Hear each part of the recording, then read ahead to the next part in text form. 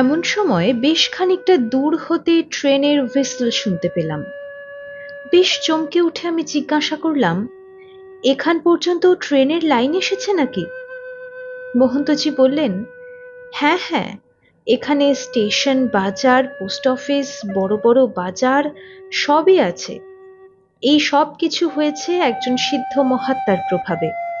প্রতি বৎসর এখানে হাজার হাজার লোক যাতায়াত করেন। আমরা নর্মদার ধারে বসে আছি বলে এখনো কিছু বুঝতে পারছি না। ওই যে বিশাল গৌরাঙ্গ মন্দির দেখা যাচ্ছে, ওইখানে গেলেই বিরাট ধর্মশালা, দাতব্য চিকিৎসালয়, ভক্ত শিষ্যদের থাকার জন্য অন্তত 50খানা পাকা বাড়িও দেখতে পাবে। ওই সব কিছুর প্রাণ প্রতিষ্ঠাতা ছিলেন মহাত্মা মাধব দাসজি। তুমি সুখী হবে যে তিনি বাঙালি ছিলেন, একাধারে একজন শ্রেষ্ঠ হঠযোগী এবং অন্নপূর্ণা সিদ্ধ মহাবৈষ্ণব ছিলেন। জ্ঞান, ভক্তি, কর্ম, এই ত্রিধারার সমন্বয় ঘটেছিল তার মধ্যে। তোমাদের দেশে নবদ্বীপের সন্নিকটস্থ কোনো গ্রামে তিনি জন্মগ্রহণ করেছিলেন। পূর্বাশ্রমে তার নাম ছিল যাদব মুখোপাধ্যায়। তার জীবনে দুবার বিবাহের সুযোগ এসেছিল। প্রথমবারে বিবাহের পূর্বদিন তার মাতা ঠাকুরানীর দেহান্ত হয়, বিবাহ সম্বন্ধ ভেঙে যায়। দ্বিতীয়বার পুনরায় যখন বিবাহের উপক্রম, তখন তার পিতা হঠাৎ মৃত্যুমুখে পতিত হন।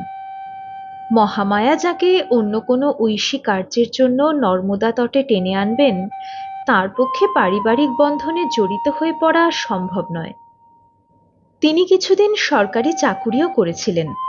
পরে স্বপ্নাদৃষ্ট হয়ে তিনি গৃহত্যাগ করেন। ভারতের তীর্থে তীর্থে ঘুরতে ঘুরতে কোনো মহাত্মার কাছে হঠযোগের সাধনা এবং অন্নপূর্ণার মন্ত্র লাভ করেন। 40-50 বৎসর ধরে নানা স্থানে পরিভ্রমণ এবং সাধনা করার পর বাল্যের সংস্কার অনুযায়ী তিনি এই গুজরাটেরই ঘোড়াভাড়া নামক স্থানের বড়ে আখাড়ার মহন্ত গোবিন্দ দাসজির কাছে বৈষ্ণবী দীক্ষা গ্রহণ করে মালসারে এসে সাধনা করতে থাকেন। মালসারের প্রাকৃতিক দৃশ্য তাকে মুগ্ধ করে। ধীরে ধীরে তার যোগ সিদ্ধির খ্যাতি চতুর্দিকে ছড়িয়ে পড়ে। তৎকালীন বরোদার গায়কওয়াড় তার অনন্য ভক্ত হন। তিনি তার গুরুর মঠকে সর্বসাধারণের কাছে সুগম করার জন্য বরোদা থেকে মালসার পর্যন্ত ট্রেনের লাইন টেনে এনেছেন। মহাত্মা মাধব দাসজি গুজরাটের সর্বজনমান্য মহাত্মা। তার অনেক অলৌকিক সিদ্ধির ঘটনা লোকমুখে প্রচারিত আছে। 1977 সংবতে, অর্থাৎ আজ হতে 34 বৎসর পূর্বে, আনুমানিক 125 বৎসর বয়সে গৌরাঙ্গের নাম নিতে নিতে তিনি দেহ রক্ষা করেন।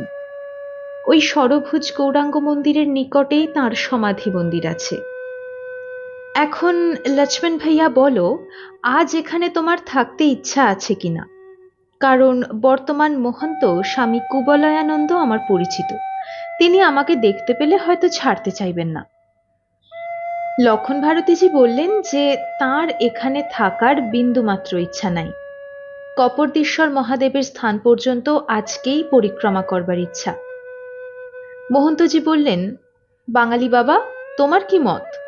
তোমাদের বাংলাদেশেরই এক বাঙালি মহাত্মা 1000 মাইল দূর নর্মদা তটে এসে এতখানি প্রভাব বিস্তার করেছিলেন, তার সেই কীর্তিকলাপ তোমার দেখতে ইচ্ছা হয় কিনা? মহন্তজির এই প্রশ্নের উত্তরে আমি বললাম, মহাত্মা মাধব দাসজি বাংলার সন্তান, বিশেষত সিদ্ধ মহাত্মা বলে তার প্রতিষ্ঠিত পুণ্যপীঠ ঘুরে ফিরে দেখতে ইচ্ছা হয় ঠিকই, কিন্তু তিনি তো এখন স্বদেহে নাই। বৈষ্ণব সম্প্রদায়ের অতিরিক্ত গোঁড়ামিকে আমি মোটেই সহ্য করতে পারি না। অর্চা, ধরা, চূড়া এবং মূর্তি পূজায় আমার প্রচণ্ড অনীহা। ষড়ভুজ গৌরাঙ্গের মন্দিরে গিয়ে সেখানে ভদ্রতার খাতিরেও অন্তত একটিবার ওই গৌরাঙ্গ মূর্তি এবং সত্যনারায়ণের বিগ্রহকে প্রণাম ঠুকতেই হবে, কিন্তু তা আমি কিছুতেই পারব না। না তস্য প্রতিমা অস্তি ইয়স্য নাম মহৎ যশঃ। এই মন্ত্রবাণী বাল্যাবধি আমার তন্ত্রীতে গাঁথা আছে, অথচ প্রণাম না করলেই ওরা ব্যথা পাবেন। আপনার বন্ধু এখানকার বর্তমান মহন্ত স্বামী কুবলয়ানন্দজি ক্ষুণ্ণ হবেন। চাই কি চৈতন্য চরিতামৃতের পদ্য আওড়িয়ে হয়তো বলেই বসবেন, শ্রী বিগ্রহ যে না মানে সেই তো পাষণ্ডী, অস্পর্শ অদৃশ্য সেই হয় যমদণ্ডী। কারো মুখে পাষণ্ডী, যমদণ্ডী প্রভৃতি কুৎসিত গালি শুনলে কারই বা ভালো লাগবে বলুন? তার চেয়ে লক্ষণ ভারতীজির পরামর্শ মতো এবার আমাদের সামনের দিকে এগিয়ে যাওয়াই ভালো। महंत जी आबार प्रश्न करे बसलेन, लेकिन चैतन्य महाप्रभु जी का शरभुज मूर्ति का क्या मतलब? उनको तो छठो हाथ जरूर नहीं थे। আমি বললাম, সম্প্রদায়ীদের কোনো কার্যকলাপের কোনো কার্যকারণ ব্যাখ্যা হয় না। তাঁদের ইচ্ছা হয়েছে চৈতন্যদেবকে ষড়ভুজ করবেন, তাই সেইভাবেই তাঁর যেন সত্য সত্যই ৬টি হাত ছিল এইটি প্রচার করার জন্যই ষড়ভুজ মূর্তি গড়েছেন। চৈতন্যদেব শুধু বাংলা বা ভারতেরই গৌরব নন, তিনি ছিলেন বিশ্ব গৌরব। তাঁর বিশ্বদার ভাব, প্রেম ও ভালোবাসার কোনো তুলনাই হয় না। হরিনামের জাদুতে তিনি তৎকালীন বাংলাকে উত্থলিত করে তুলেছিলেন। অস্পৃশ্যতা, জাতিভেদ সব ধুয়ে মুছে গিয়েছিল। তাঁর অভয় অমৃত প্রেমময় কোলে জাতি ধর্ম নির্বিশেষে সবাইকে টেনে নিয়ে তিনি প্রচার করেছিলেন, ভক্তের কোনো জাতিভেদ বা বর্ণ বিচার নাই। চণ্ডালোপি দ্বিজশ্রেষ্ঠ হরিভক্তিপরায়ণঃ। কিন্তু পরে তাঁর নামধারী সম্প্রদায়ীরা এমনও বর্ণনা করে গেছেন যে চৈতন্যদেব নাকি জাতিভেদ ও অস্পৃশ্যতা দুইই মানতেন। চৈতন্য চরিতামৃতের মধ্যলীলায় লেখা হয়েছে তিনি নাকি কটক হতে বৃন্দাবন যাত্রার পথে যে গ্রামে ব্রাহ্মণ বাস করতেন সেখানেই অন্নগ্রহণ করতেন।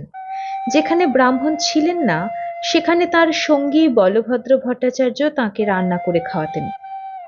বৃন্দাবন হতে ফেরবার সময় প্রয়াগে মধ্ব সম্প্রদায়ের বৈষ্ণবাচার্য বল্লভ, রূপ ও অনুপমকে আলিঙ্গন করতে গেলে তারা দূরে সরে গিয়ে বলেন, অস্পৃশ্য পামর মুই না ছুঁইহ মোরে। তাদের পক্ষে এটা বৈষ্ণবোচিত দৈন্য হতে পারে, কিন্তু চৈতন্য চরিতামৃতকার মহাপ্রভুর মুখ দিয়ে বলিয়েছেন, তিনি যেন বল্লভ ভট্টকে বলছেন, দোহানা স্পর্শী ইহ জাতি অতিহীন, বৈদিক যাজ্ঞিক তুমি কুলীন প্রবীণ।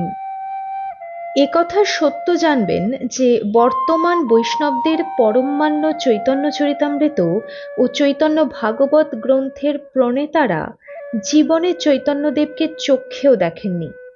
চৈতন্য পার্ষদ রূপ সনাতনের শিষ্য শ্রীজীব গোস্বামী, তাঁর শিষ্য কৃষ্ণদাস কবিরাজ, যিনি চৈতন্য চরিতামৃত গ্রন্থের গ্রন্থকার, তারও পরবর্তীকালে চৈতন্য ভাগবত লিখেছিলেন জনৈক বৃন্দাবন দাস। সম্প্রদায়ীরা তাদের প্রণীত গ্রন্থ দুটি সবচেয়ে বেশি মান্য করে। ওই দুটি গ্রন্থের শিক্ষায় ও প্রচারে বর্তমানে তথাকথিত বৈষ্ণব সমাজে মহাপ্রভুর জীবন ও বাণীকে মালসা ভোগের খুঁড়িতে সুকৌশলে চাপা দেওয়া হয়েছে। কাজেই ওই ষড়ভুজ গৌরাঙ্গের কথা কি চৈতন্য ভাগবতের লেখক এমনও লিখে গেছেন, বরাহ আকার প্রভু হইলা সেইক্ষণে, সানুভাবে গারু প্রভু তুলিলা দশনে, গর্জে যজ্ঞ বরাহ প্রকাশে খুরচারি, প্রভু কহ মোরে স্তুতি বলহ মুরারি, অপরং বাক্যং ভবিষ্যতি। আমরা এখন এগিয়ে যাই, চলুন। আমরা যে যার গাঁঠরি, ঝোলা, কমণ্ডলু নিয়ে যাবার উদ্যোগ করছি, এমন সময় একজন বৈষ্ণব সাধু দৌড়ে এসে জানালেন, প্রভু মাধব দাসজির বরোদাবাসিনী এক বৈষ্ণবী বাঙালি মাই গান গাইছেন, শুনে যাবেন না? 10 মিনিটের মধুর গান মায়ের অতীব সুরেলা কণ্ঠে কিরকম প্রাণকে মাতিয়ে তুলবে তার আস্বাদন পরখ করে যান। বৃদ্ধ বৈষ্ণবের আগ্রহাতিশয্যে আমরা মন্দিরের দিকে ধীরে ধীরে মন্ত্রচালিতবৎ এগিয়ে যেতে লাগলাম। ষড়ভুজ গৌরাঙ্গের পাশেই মহাত্মা মাধব দাসজির সমাধি মন্দির। সেই মন্দিরে বসে আছেন 40-45 বর্ষ বয়স্কা এক বাঙালি মহিলা। হাতে বীণা যন্ত্র, তার কপালে হরিচন্দনের তিলক, গলায় তুলসীর মালা। তিনি হিন্দিতে সবেমাত্র একটি গান শেষ করেছেন। শ্রোতারা মন্ত্রমুগ্ধবৎ বসে আছেন। আমাদের সেখানে পৌঁছে বসতে বসতেই তিনি বীণা যন্ত্রের ঝংকার তুলে তাঁর গুরুর বিরাট তৈলচিত্রের দিকে তাকিয়ে গাইতে লাগলেন। আর কি চাহিব বল হে মোর প্রিয়, শুধু তুমি যে শিব তাহা বুঝিতে দিও। বলিব না রেখো সুখে, চাহো যদি রেখো দুঃখে। তুমি যদি ভালো বোঝো তাই করিও। যে পথে চালাবে নিজে, চলিব চাবো না পিছে। আমার ভাবনা প্রিয় তুমি ভাবিও, শুধু তুমি যে শিব তাহা বুঝিতে দিও। সকলে আনিল মালা, ভকতি চন্দন থালা। আমার যে শূন্য ডালা তুমি ভরিও, শুধু তুমি যে শিব তাহা বুঝিতে দিও। দরবিগলিত অশ্রুধারা গড়িয়ে পড়ছে গায়িকার দু গাল বেয়ে। তাঁর আরতি ও গুরুভক্তি আমাদেরকে বিহ্বল করে তুলল। তাঁর গান শেষ হতেই আমরা চলে এলাম সেখান থেকে। সেখানের দৃশ্য তখন বড় করুণ। স্বয়ং কুবলয়ানন্দজি সহ আরো ৩-৪ জন তখন দশাপ্রাপ্ত হয়ে পড়ে আছেন। আমাদের বুকের ভিতরটাও গুড়গুড় করছে। বাষ্পরুদ্ধ কণ্ঠে লক্ষণ ভারতীজি হারা নর্মদে ধ্বনি তুললেন পাণ্ডু তীর্থের ঘাটে পৌঁছে। কারো কণ্ঠস্বর বেরোলো, কারো বেরোলো না। আমার বুকের মধ্যে কেবলই গুনগুন করছে, শুধু তুমি যে শিব তাহা বুঝিতে দিও। মহন্তজি নিজের চোখ মুছে মতীন্দ্রজিকে বললেন, ইস গানে কা হিন্দি অনুবাদ सुनाइए। মতীন্দ্রজি তাঁদেরকে শোনালেন, ये गाना को रचयिता बांग्ला मुल्क का एक मर्मी कवि अतुल प्रसाद सेन जी है। এই বলে তিনি হাঁটতে হাঁটতেই ব্যাখ্যা করতে লাগলেন গানের অর্থের। প্রায় ২০ মিনিট হেঁটে যাবার পর আমরা নর্মদা তটের দিবেল গ্রামে এসে কপিলেশ্বর এবং ত্রিলোচন নামক দুটি পাশাপাশি শিব মন্দিরের চত্বরে পৌঁছলাম। মন্দিরের পুরোহিত পূজা করছিলেন। দুটি মন্দিরের দরজাই খোলা ছিল। মহাদেবের তৎক্ষণাৎ দর্শন পেয়ে আমার মনের মধ্যে গুনগুন করে গুঞ্জরিত হলো, কি আর চাহিব বলো হে মোর প্রিয়, শুধু তুমি যে শিব তাহা বুঝিতে দিও। মন্দিরের পূজা শেষ হতেই মহন্তজি পুরোহিত মশাইকে অনুরোধ করলেন ওই দুই মন্দিরের মাহাত্ম্য বর্ণনা করতে। তিনি বললেন, বহুকাল পূর্বে এখানে পুণ্ডরিক নামক এক মহারাজার সমগ্র গুর্জর প্রদেশে আধিপত্য ছিল। তাঁরই পুত্র ত্রিলোচন এই ত্রিলোচন নামক শিবলিঙ্গের প্রতিষ্ঠাতা। প্রাচীন সিদ্ধর্ষিদের মতে পুণ্ডরিক শব্দের অর্থ পরম স্থান, আর ত্রিলোচন হচ্ছে শিবেরই অন্য নাম। মহাভারতে দেখা যায়, মহাদেব যখন ঘোর তপস্যায় মগ্ন ছিলেন তখন পার্বতী রহস্যোচ্ছলে মহাদেবের ২ চক্ষু হাত দিয়ে চেপে ধরেন। ফলে তৎক্ষণাৎ তাঁর কপালে জ্বলন্ত তৃতীয় নেত্রের উদ্ভব হয়। এটি মহাদেবের ধ্বংসকারী নেত্র। কামদেব এই চক্ষুর অগ্নিশিখায় ভস্মীভূত হন। মন্দিরে ঢুকে আপনারা এই ত্রিলোচন লিঙ্গের দিকে তাকিয়ে দেখুন, লিঙ্গের ঊর্ধ্বভাগে স্পষ্টভাবে একটি চোখের আকার ফুটে আছে। শিবের এই তৃতীয় নেত্রের পরিপূর্ণ প্রকাশ স্পষ্টভাবে রেবা সঙ্গমে হরিধামে সমুদ্রের জলের মধ্যে একটি বিশেষ স্থানে নিত্য জাগ্রত আছে। মা নর্মদার দয়া হলে কোনো কোনো ভাগ্যবানের চোখে তাঁর স্বরূপ ভেসে ওঠে। এই পরম স্থানে তপস্যা করেছিলেন আদি বিদ্বান মহর্ষি কপিল। তিনিই পঞ্চবিংশতি তত্ত্বাত্মক সাংখ্য দর্শন প্রণেতা। কর্দম ঋষি ও দেবহূতির পুত্র তিনি নিরীশ্বরবাদ প্রচার করে গেছেন। সাংখ্য দর্শনে ঈশ্বরের সত্তা অস্বীকার করা হয়েছে। ঈশ্বরের অস্তিত্বের প্রমাণাভাবের কথা স্পষ্টভাবে সাংখ্য দর্শনে লেখা আছে। তাঁর মতে জগৎ জড় প্রকৃতি হতে উদ্ভূত। সাংখ্য মতে প্রকৃতি অনাদি। প্রকৃতির ন্যায় পুরুষও অর্থাৎ আত্মাও অনাদি। আত্মা সৃষ্টি করে না, সে দ্রষ্টা মাত্র। মানুষের কর্মফল অনুসারে আত্মা দেহান্তরে আশ্রয় গ্রহণ করে। যখন কর্মক্ষয় হয় তখন আত্মা আর দেহান্তরে প্রবেশ করে না। এই দর্শনের মতে বস্তু মাত্রেই সৎ, সৎ হতেই সতের উৎপত্তি। সাংখ্য দর্শনে একথাও আছে, মূলে মূলা ভাবাদ মূলং মূলম। পুরোহিত মশাইয়ের এই কথা শুনে আমি বললাম, এই যদি মহর্ষি কপিল প্রণীত সাংখ্য দর্শনের মত হয়, তাহলে আমার বলতে ইচ্ছা হয়, কারণ যার অভাব আছে অর্থাৎ যা বর্তমান নয়, তার ভাব অর্থাৎ বর্তমান হওয়া অসম্ভব। এ কথাটি কেমন হলো যদি কেউ গল্পচ্ছলে বলে, আমি বন্ধার পুত্র কন্যার বিবাহ দেখেছি। তারা নরশৃঙ্গের ধনুক এবং আকাশ কুসুমের মালা ধারণ করেছিল এবং মৃগতৃষ্ণার জলে স্নান ও গন্ধর্ব নগরে বাস করত। সেই স্থানে বিনা মেঘে বৃষ্টি এবং মাটি ছাড়াই চাষাবাদ হতো। এই সকল ঘটনা যেমন অসম্ভব, সেই রকম কারণ ব্যতীত কার্যোৎপত্তিও অসম্ভব। আবার যদি কেউ বলে, মামা মাতা পিতরও না স্তোমবেজাতঃ মামা মুখে জিহ্বা নাস্তি বদামি চ, অর্থাৎ আমার পিতা মাতা ছিল না, এমনি এমনিই জন্মে গেছি। আমার মুখে জিহ্বা নাই কিন্তু কথা বলছি। গর্তে সাপ ছিল না কিন্তু এখন নির্গর্ত হয়েছে। আমি কোনো স্থানে ছিলাম না, এরাও কোনো স্থানে ছিলেন না, কিন্তু আমরা সকলে মিলে এসে পৌঁছেছি।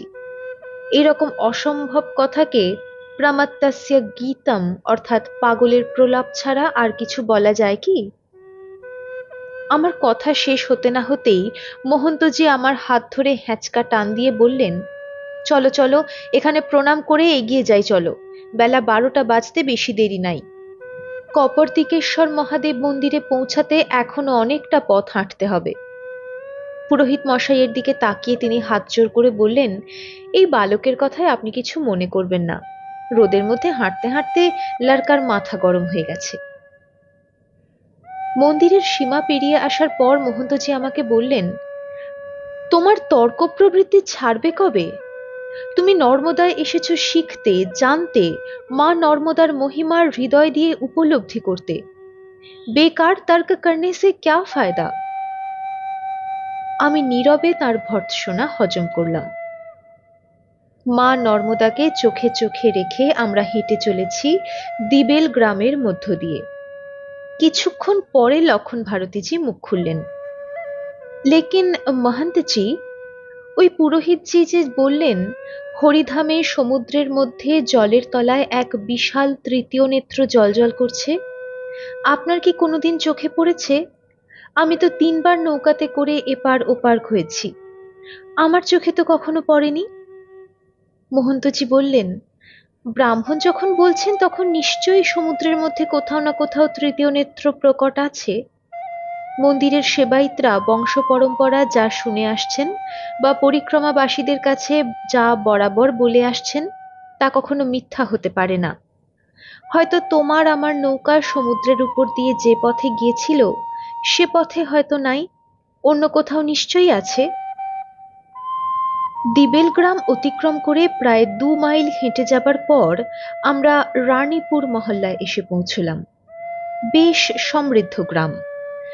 নাগাদের শিঙা ডমরুর ধ্বনি শুনে অনেক গ্রামবাসী শঙ্খধ্বনি করতে করতে আমাদের সঙ্গে সঙ্গে হাঁটতে লাগলেন হারা নর্মদে ধ্বনি দিতে দিতে। কিছুটা হাঁটার পরেই আমরা কম্বুকেশ্বর তীর্থে এসে উপস্থিত হলাম। উৎসাহী কিছু বালক দৌড়ে গিয়ে কম্বুকেশ্বর মন্দিরের পুরোহিত মশাইকে ডেকে আনলেন। তিনি দরজা খুলে দিতেই আমরা মহাদেবকে দর্শন করলাম। প্রায় 1.5 ফুট দীর্ঘ হরিৎ বর্ণের শিবলিঙ্গ।